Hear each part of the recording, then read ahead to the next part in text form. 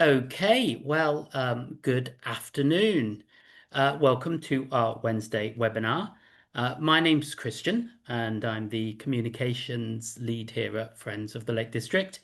I just wanted to talk you through how this works, um, in case you've never joined us on one of these webinars before.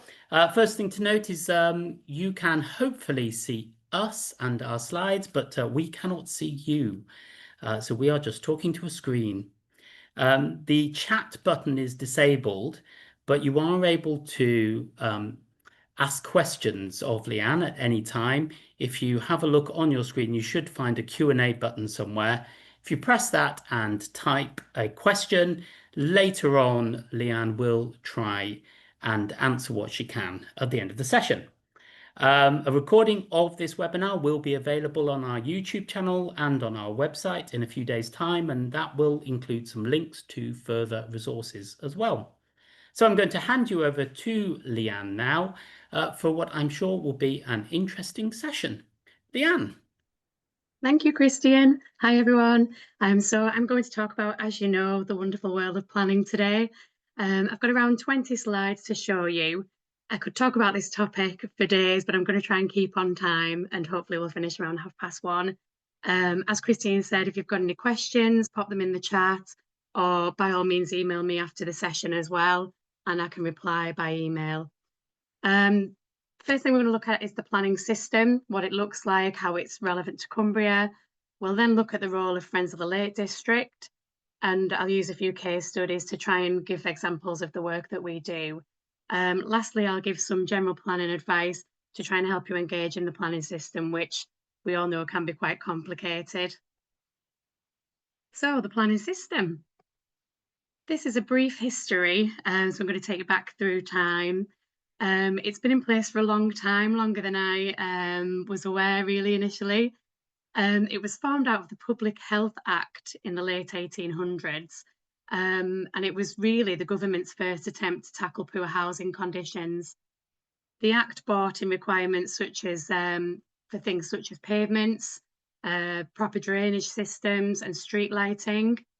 So these were quite key and new things back in those days.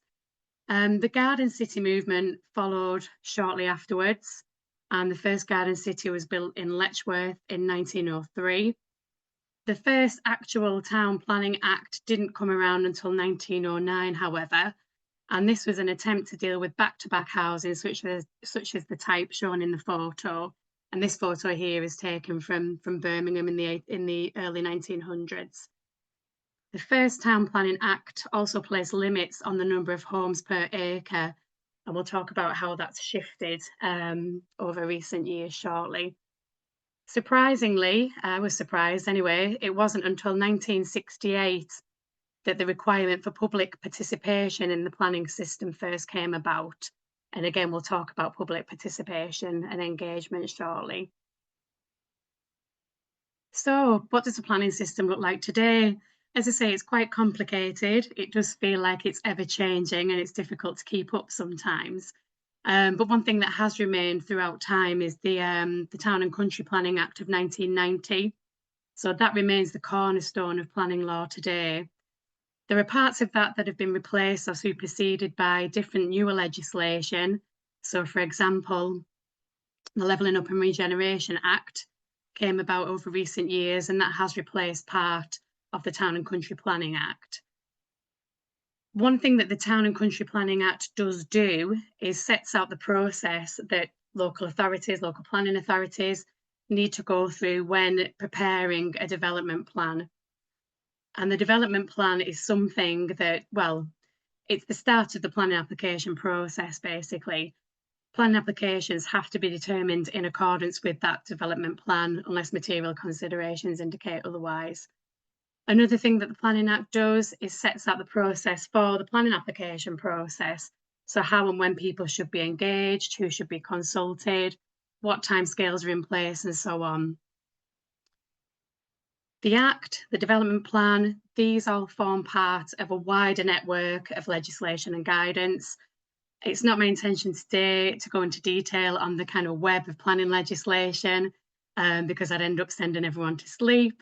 but I will talk about some of the key documents over the next couple of slides. And one thing I want you all to think about when we're talking about planning and going through these slides is, what does planning look like to you? How has it shaped the areas that you live and work in? There are a couple of things on the slide here that you might want to think about, but just have that in the back of your mind as we're moving through this presentation. So what's the development plan? I've mentioned that it is the starting point when decision making, and that development has to be in accordance with the development plan, unless material considerations indicate otherwise. The main two types of documents that are within a development plan are the local plan and neighbourhood plans. It's worth pointing out that not everywhere has a neighbourhood plan, and I'll talk about those shortly in a second. Both of these types of documents have to go through a public examination process, and they have to be examined by an independent inspector who's appointed by the government. Oops, skipping ahead of myself there. So in terms of local plans, these contain both strategic and non-strategic policies. I'll give you a couple of examples of those now. Strategic policy is one which identifies the housing requirement for that local planning area. A non-strategic policy is one which identifies site-specific design criteria. And normally a local plan would kind of say which policy is which type of policy. In Cumbria, we have local plans for the former district council areas, so places like Copeland, Barrow, South Lakeland. Work is underway at the moment to produce new local plans for the new council areas. So there will in time be a local plan for Cumberland and the Westmoreland and Furness areas. The national park areas also have their own local plans as their local planning authorities, and there are some crossovers, and obviously it's important to engage with the neighbouring local authorities when producing those.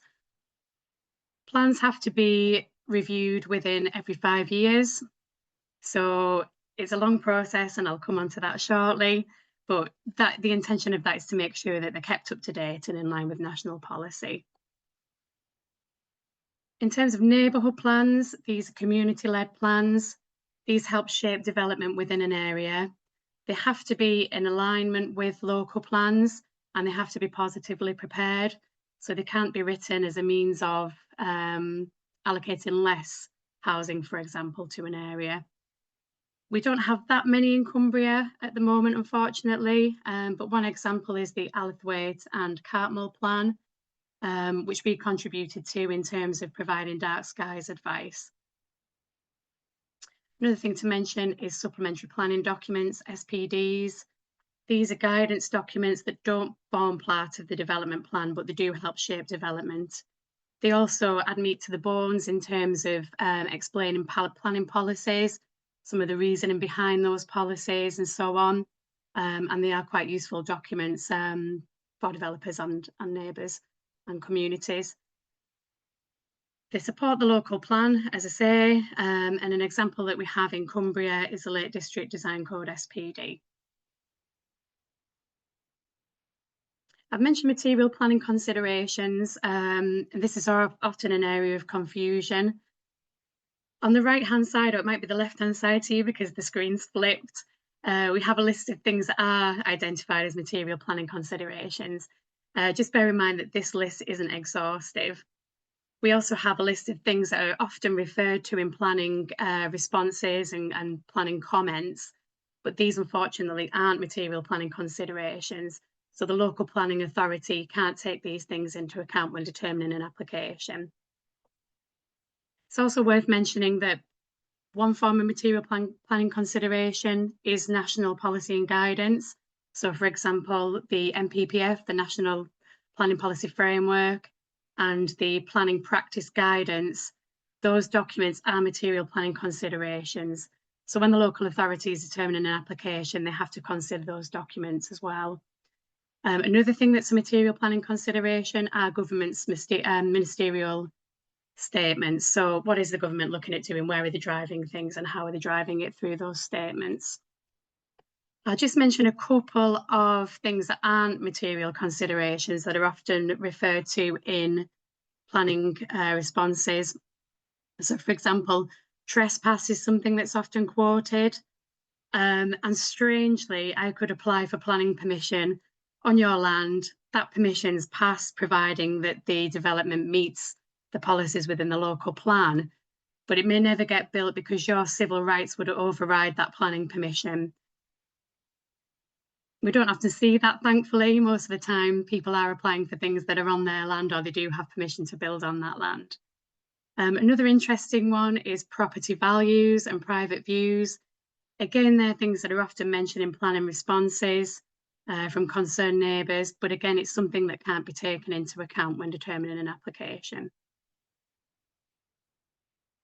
So planning national parks, this is slightly different. So all the things that I've said still apply, but within national park areas, we do have an extra layer of legislation. Relevant authorities, which include local planning authorities, have a duty to seek to further the purposes of the national park. And I haven't listed the purposes here, but they can be shared afterwards if anyone is interested. The duty applies when both producing local plans and determining planning applications. This is quite a new duty. Previously, it didn't mention furthering the purposes. So I think people are still trying to get their head around that, but it is something that's relevant, not just to all development within the park, but also development within the setting of national park boundaries. Another thing that's worth mentioning is the Sandford principle. Local planning authorities must apply this principle where needed. So where there's a conflict between the two national park purposes. And I'll read it word for word for you. So the principle states that where I can't ever say this word, where irreconcilable conflicts exist between conservation and public enjoyment in the national park, then conservation interests must take priority. So there is a bit of a tilted balance there that needs to be taken into account. I mentioned that it's a complex system and it's always changing. And this slide shows some of the things which may change a planning system in the future. I've seen lots of changes during my time as a planning officer, and there's more to come. And we could spend a whole session looking at these changes as we go forward, but I'll just pick up on a couple of changes, if I may.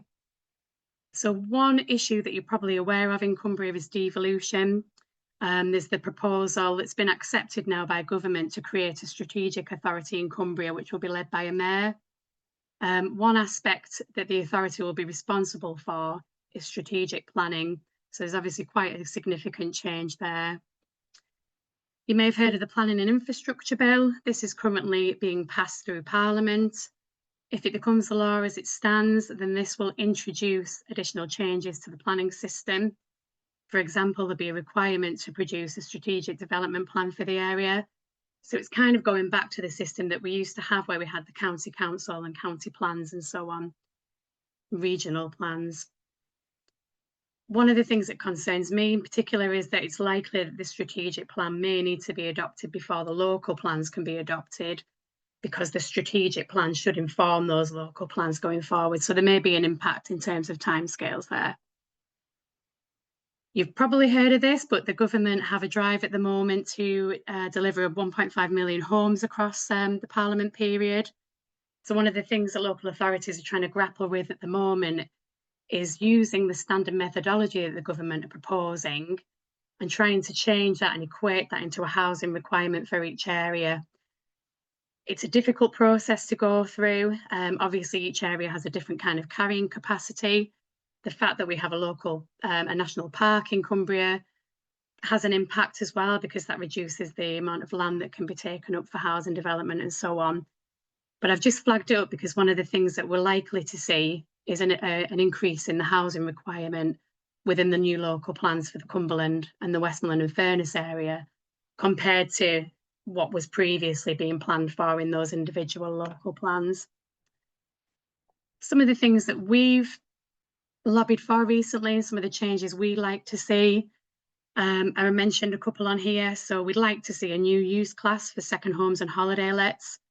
At the moment, those types of development fall within the standard use class for a dwelling. So it's really tricky to try and monitor what's happening where, how many are being provided, and the impacts those kind of uses are having on the availability of homes. So we're lobbying for that kind of change at the moment. We'd also like to see new legislation on visitor levies. This would allow local authorities, where there's evidence to do so, to introduce things such as a bed tax, for example. So again, that's a change that we've mentioned in some of our responses to government consultations. And finally, on this slide, we'd also like to see a retention of environmental policies. So you may have seen on the press recently that as the government drives for the delivery of housing, things may be being weakened in terms of environmental legislation. So ourselves and other organisations are quite concerned that the Planning and Infrastructure Bill will lead to changes that water down environmental protections. So we've responded to a few government consultations recently to try and have our say on that issue and try and retain that current level of environmental protection. So that's the history of planning and the current planning system. I wanted to move on to a bit of myth busting. So here we go. There's a lot of misconceptions about our role and what we do in Cumbria and the types of things that we work on. So we are an independent charity. We're a not-for-profit organisation and we have nearly 6,000 members on board at the moment, which is great. We've been running for quite some time, since 1934. And our lobbying led to the creation of national parks in 1951, which was obviously great. We recognise that the natural and working landscape in Cumbria is one of its biggest and most unique assets. And that drives a lot of our work, really, as we want to protect and enhance that. Our name is a bit misleading and causes some confusion. We actually do cover the whole of Cumbria, not just the national park in itself. And again, something that causes a lot of confusion is where we're based and you know, our backgrounds and so on. In the planning team, there's myself and there's Lorraine Wall, who's the head of planning and policy. We're both born and bred in Cumbria and we've both lived and worked here most of our lives. So I like to feel we have a good understanding of the area and we take that into the responses that we do. So in terms of which applications we respond to and what our time is mainly spent doing, we're a small landscape charity, as I say. We've got limited resources, so we need to be really selective about what we respond to and what work we pick up. Often members will contact us about an application that they have concerns about, but we also keep track of which applications are coming into the local planning authorities by keeping an eye on the weekly list that they produce, which are really helpful. As you can see from this slide, we respond to quite a small number of applications, excuse me. And we try and provide constructive comments where possible. So the intention of this is to try and improve a proposal rather than object outright. And again, that's shown on the slide that we only actually object to a number of the applications that we respond to. Our focus is on landscape matters, but we also raise additional concerns at the same time if we have them. So we might comment on things like impacts on habitats, concerns about traffic and transport and so on as well. So when considering whether to respond to an application, we look at the likely impacts of the development, whether we've had a request from a trustee or a member of the public to look at the application, what the level of public interest in the development is, what our scope to influence the decision is as well. So for example, if the general public concern was about non-material planning consideration, then we wouldn't get involved in those kind of applications for the reasons I said before. Another key thing that we need to consider is our capacity at the time. So these all influence our decision as to whether to respond to a planning application. I'll give you a couple of examples just to explain that a bit further. So if there was a large-scale development that had the potential to impact on either the national park, a national landscape or a World Heritage site, or either of their settings really, we'd likely get involved. We would also look at whether a development would have a negative impact on people's ability to enjoy such places. So for example, if the development would adversely affect common land or a public right of way, for example, or if it had a negative impact on how people perceive the area, such as through a reduction in tranquility. I mentioned, on the other hand, cases where a member might contact us And the application, for example, is quite a small extension, but it does have impacts on things like views and so on. We wouldn't generally respond in those kind of cases unless there were wider impacts on landscape, for example. As well as submitting a response to an application, we may also attend and speak at the planning committee, but not all decisions go to the planning committee. So it's important that we have our say where we need to in writing. We also have more of an enabling role. So as well as responding to things ourselves, where capacity allows, we try and help other people respond where they feel they need to. We like to try and empower communities where we can and give them information that will help them submit their own responses, or help them engage in the local plan process, for example. Again, this depends on our capacity, but we have recently helped the Save Ron Head group, who you can see in the photograph here, and I'll talk more about the Ron Head campaign in a second. So that's a quick summary of what we do, which hopefully is helpful. The next few slides are a couple of case studies which will, develop that understanding further. So I mentioned Ron Head. This is an application which is still live at the moment for a 230 holiday lodge development with lots of associated infrastructure. So for example, a training academy is included, a field study centre, indoor and outdoor leisure and retail. I think a public house is included as well. So there's lots going on there in quite a sensitive area. The application was submitted last year, and as I say, it's still under consideration. So some of the things that we're concerned about is the location of the development.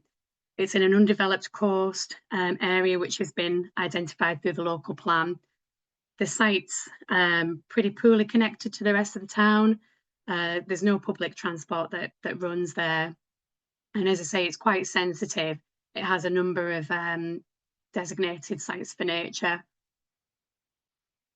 The proposal conflicts with several local plan policies as well as national planning policies within the NPPF.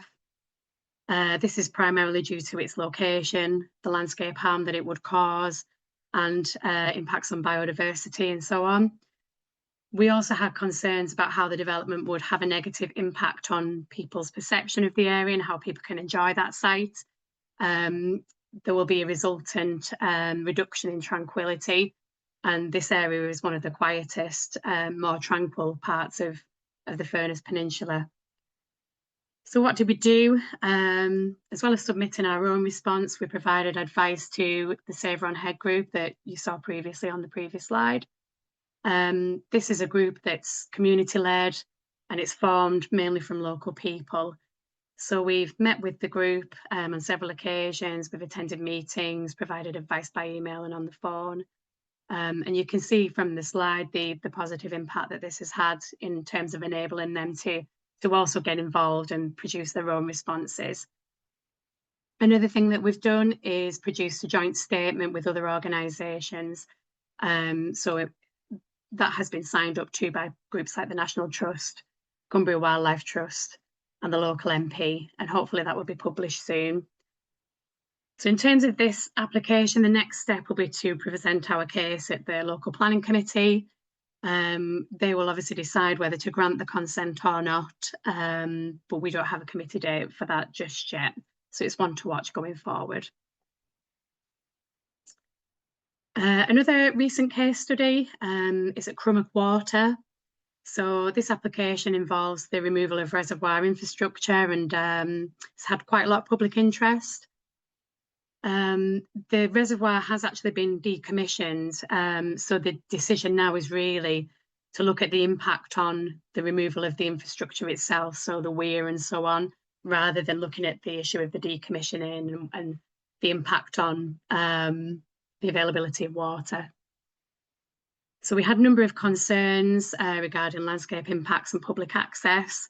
The proposal involves altering a public right-of-way, which would take that away from the lakeside edge and add quite a lot of distance really to that public right-of-way. So there's implications there in terms of how people can enjoy that site. There are also landscape implications, so the reduction in the water level will expose the shoreline, which will obviously change the character of the area. So how we're dealing with this one is slightly different. We have had a meeting with the applicant where we've raised our concerns. We've suggested a number of amendments that could be made, and we've also asked them for further information to allow us to make a considered response. So in this case, rather than submit an objection, we've provided advice to both the applicant and concerned residents, and that information will be taken into account, hopefully, going forward. The applicant will then submit the further details, and a reconsultation on the application will be undertaken. At that point, we'll look at the new information, and we may decide that we still need to object to the scheme, or if hopefully the information addresses our concerns, we can comment on that in that more positive way. A couple of other recent case studies. We had a lighting application in Grasmere recently at the Wordsworth Trust site. Again, this shows how our comments can hopefully allow for a better scheme. So the application was for a significant amount of illuminated signage in a relatively dark part of the national park. We raised concerns about the level of lighting, the brightness, the types of lighting, which would have had an impact on the character of the area, tranquility of the area, and biodiversity. The proposal was in conflict with the Good Lighting Technical Advice Note, so we made that point as well. And thankfully, the applicant took our considerations and our concerns into consideration and amended the scheme, which then allowed us to support the development. And hopefully that will be developed in accordance with the new scheme. And it's worth just pointing out on that case study that the TAN, the Technical Advice Note, does form the basis of many of our responses where lighting proposed is inappropriate. And there's lots of information on our website about dark skies that can be used. A slightly different case study, the Copeland Local Plan. So this is one where we made comments at the very early stage of the plan process. These were taken into account by the council and led to a number of main modifications. The planning inspector supported those modifications, and the plan was changed in response. And we think that this resulted in a more effective and robust plan really going forward. The plan was adopted in 2024 and will guide development within that part of the Cumberland area. I think this is the final case study, but this is where we've responded to a government consultation. I mentioned the Planning and Infrastructure Bill earlier. We've made 3 responses to the government's call for evidence. They're available on the government website, but if anyone wants those, we can send those to you.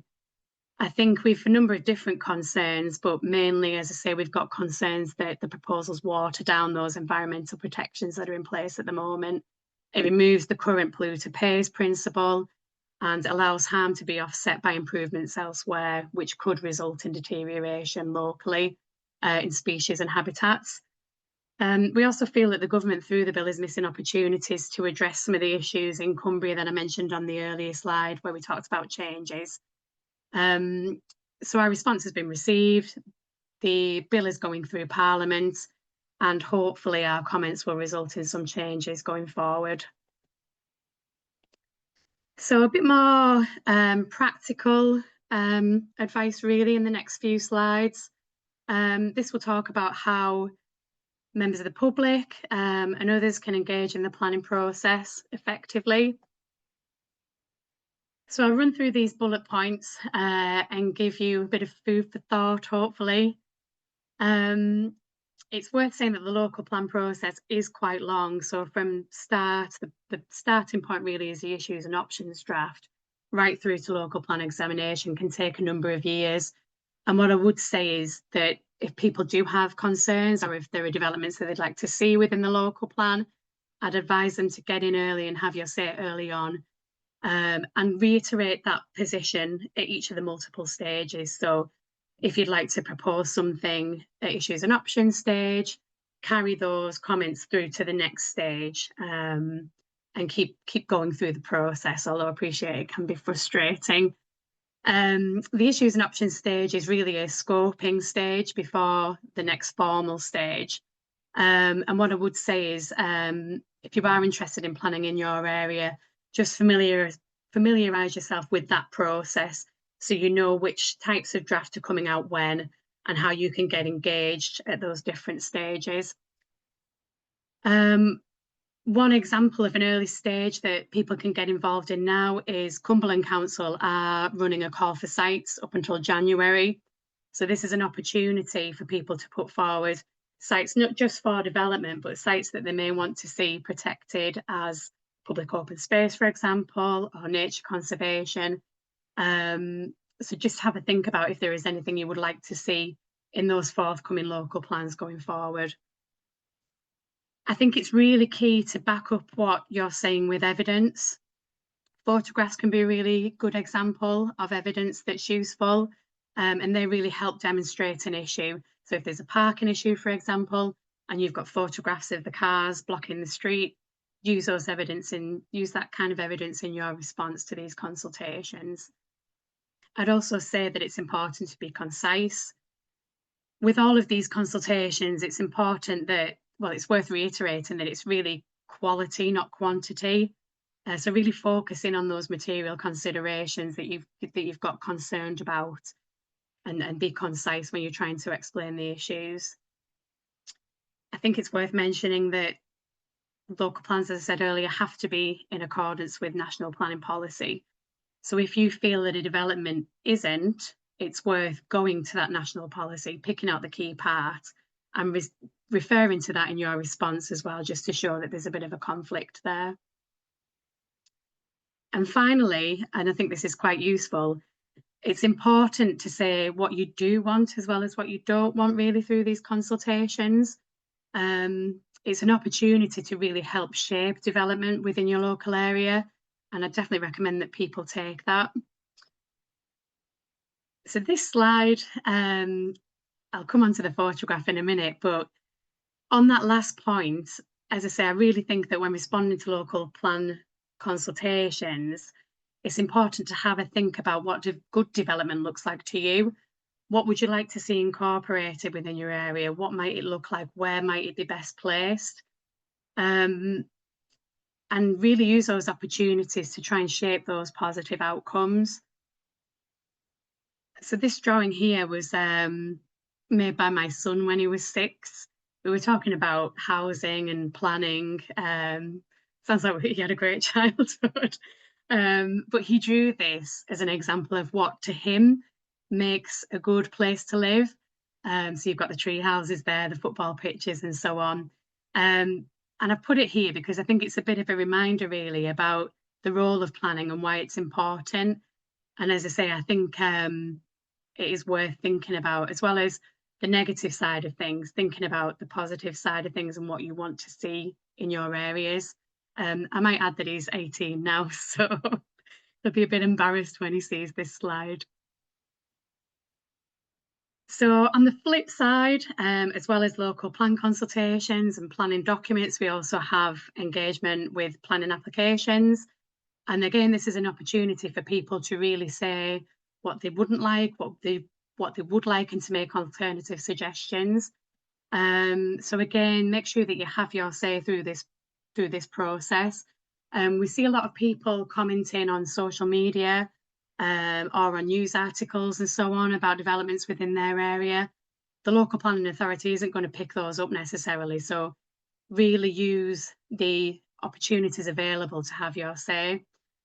Again, stick to material planning considerations. So go back to that list, and there's a really good list online. I think it's the Planning Aid website, just to remind yourself about what the case officers can consider and what they can't consider. I also think it's important not to be afraid to question statements in the application documents and also in statutory consultee responses. If you see something in there that you know isn't right as a resident, flag that up and make a comment on that, and again provide the evidence to show that way you can. I think one important thing to do is to check the deadlines. They're often quite tight in terms of the committee process and so on.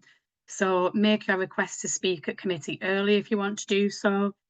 and also check the deadlines for that cut-off. So most local authorities will say you need to request to speak by this particular date, otherwise you'll lose that opportunity. So just familiarise yourself with those deadlines. And again, familiarise yourself with the committee process. What can you expect from the committee meeting? How will it go? How will it look? How long have you got to speak? So what normally tends to happen is that the applicant will present their case, the objectors will then speak. Each objector will have 5 minutes to present their case and make their arguments to the committee members. There's generally a limit of 5 objectors that are allowed to speak. So where there's numerous objectors, it's worth getting together with those to make sure that all the issues are covered, really. And then once the committee have heard the information, they will then have a vote and a decision will be made. So finally, when we're talking about engagement, we are running a planning outreach programme. We have contacted parish and town councils, but this programme is open to other organisations as well. There's a bit more information on this on our website, and if you have any questions, by all means, drop me an email. But it's basically an opportunity for Lorraine and I to come and speak to your group if you have a group, discuss planning, planning system, and also discuss matters that are important to your group locally. So that's just a bit of a shameless plug, really, about the programme there. And I think this is a final slide from me. Again, a bit of a shameless plug. I've mentioned tranquility a couple of times throughout the presentation, and we've recently launched a tranquility study. The reason why we've done this is partly because a lot of local planning authorities have policies about tranquility, but there's no real guidance or no agreed guidance position as to how that's monitored or assessed. So that's part of the reason why we've launched the study, but also we'd like to learn more about where the areas of tranquility are in the park, where there are areas that aren't so tranquil, and so on. So I think this study will be really useful going forward, and it will help inform our responses to planning proposals. There'll be more information about this on our website shortly. So if you're interested in getting involved, people will be asked to go out and survey, be a short survey, and map areas of tranquility. So please get in touch if you want to get involved, or keep an eye on our website. And I think that's everything from me. Hopefully, it's not been too quick and you managed to take some information in. I'll hand over to Christian now to lead us the rest of the way. Oh, that was amazing. Thanks, Leanne. Yeah, really interesting. And we have got some questions for you to pick your brains a little bit. So first of all, I've got a question from Sally here that's just popped up, which asks about the role of parish and town councils in all of this and how people go. I'm guessing it says here it's a chance to speak at their meetings, and if they recommend refusal, then it goes to the DCC, which I'm sure you will explain what DCC is.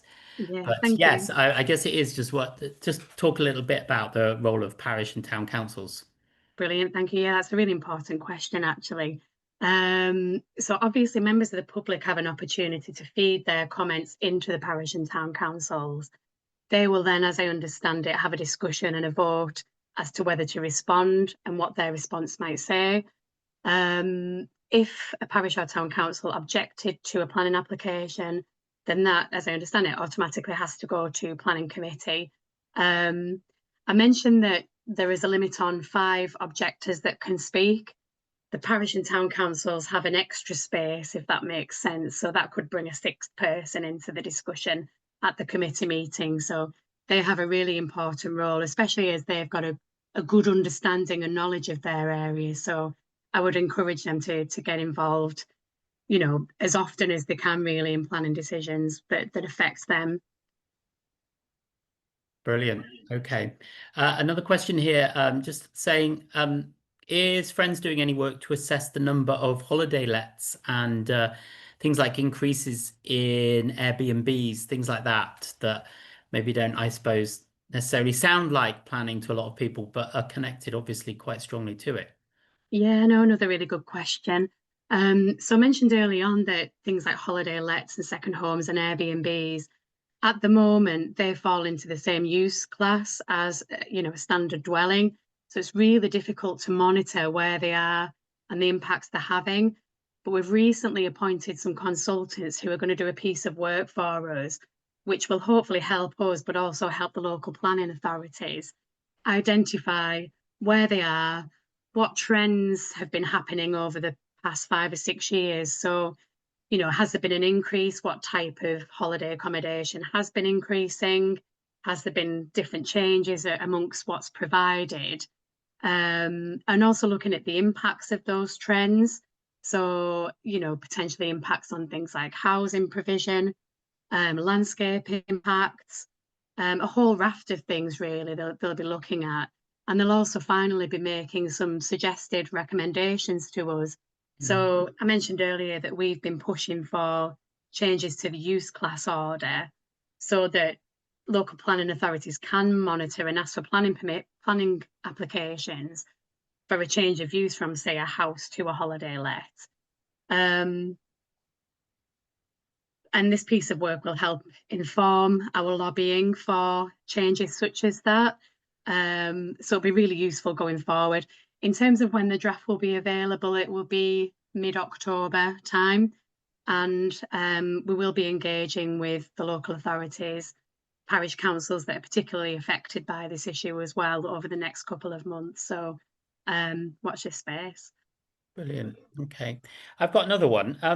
What about the other side, Leanne? So when it comes to things like the Lake District National Park Planning Authority itself,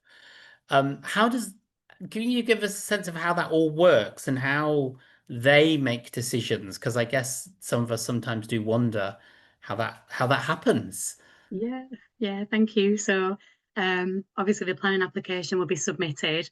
It should be determined within a certain amount of time. If it's a relatively minor application, it's within 8 weeks. If it's a major application, the deadline is 13 weeks. They often are extended beyond those timeframes where it's a contentious application or where more information is needed. So the application is submitted, statutory consultees are consulted, and the application is advertised. There's a 21-day period where people can make responses. And after that period, what the case officer will do is start to assess the application. So the starting point will be the development plan, as I mentioned earlier.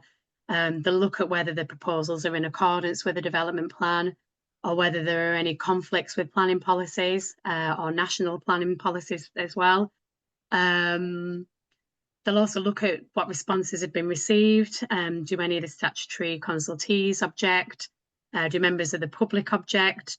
Do they need to seek more information from the applicant on particular aspects, which is often the case with a lot of contentious applications. There's a lot of to and fro in between the case officer and the applicant to give them enough information that they can make a recommendation on.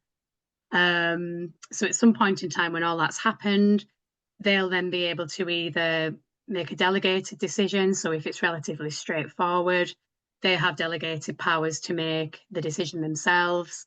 And it will go through an internal sign-off procedure. So the case officer will make a recommendation, make a decision that will then get signed off by a senior manager and the decision's made.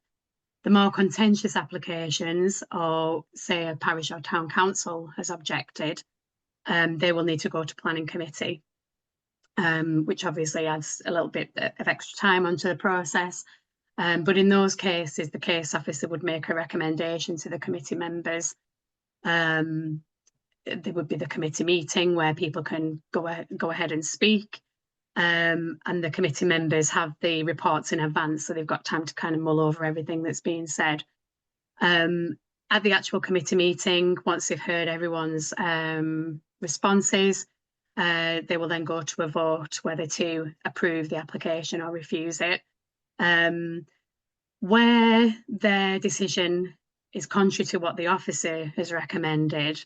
So, for example, say the officer's recommended approval and the committee want to refuse the application on the basis of what they've heard, then that decision will be deferred to the next committee and, that decision will be made then.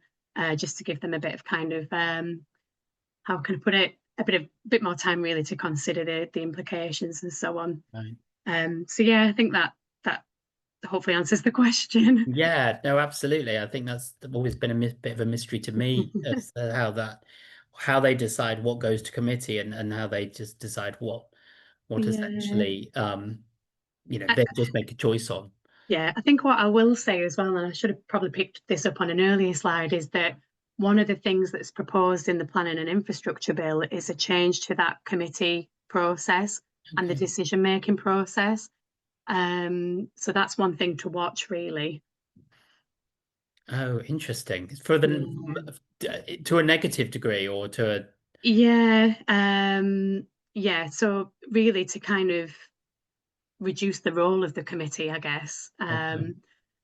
Yeah. So Okay. it'll be interesting to see if that change goes through. Interesting. Brilliant. Okay. And I suppose we've just got time for one more quick one. Maybe one of our biggest planning issues at the moment is how's it going with Eltwater? Yeah, Eltwater. So we obviously submitted a legal challenge to that planning decision. And it's worth pointing out that judicial reviews aren't looking at the outcome of the authority's decision. So they're not looking at whether the application should have been approved or refused.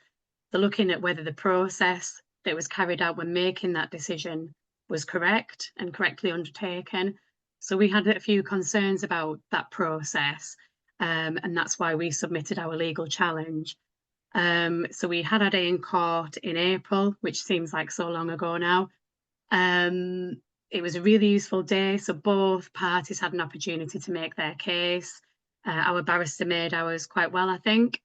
And the judge has now taken all the information away and will make his decision anytime soon, really.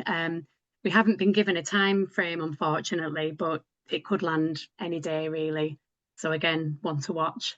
And we'll be putting comms on the website as soon as we hear anything from him. Absolutely brilliant. Thanks so much, Leanne. Well, that was really brilliant, really insightful. We've just got a few extra little bits before we leave you. If you've enjoyed this session today, and if you're not already a member, then do please consider becoming a member of Friends of the Lake District. The more members we have, the more impact and influence we have in things like planning decisions, if we decide that we need to object or we need to make recommendations, if we can do that with a really strong membership base, that certainly makes things more impactful. If you are local to us in Cumbria or are planning on visiting, plenty of opportunities to practically come and volunteer with us on our various pieces of land. We've got a work party on the 6th of August, which is, I think, dry stone walling at Masonworth on Little Asby Common, but plenty more opportunities to volunteer, both physically with us, but also some opportunities also to do that remotely or in our office. So check out our volunteering pages on the website. We've got some events coming up. So we've got a guided walk of Great Asby Scar on the 13th of August and a guided walk of the Helm here just up the road from our office. That's part of the Kendal Walking Festival. That's on the 23rd of August. And our next webinar is going to look at the very timely topic of litter and antisocial behaviour in the landscape, particularly in the national park. I'm sure lots of people have seen headlines and news stories about that. That will be on the 27th of August. So for details of all of these things, how to become a member and how to book onto the next webinar, do visit our website. Thank you very much for coming along, and thanks again, Leanne, for taking the time today to talk through this. It's been brilliant. Thank you, everyone. Bye. Bye.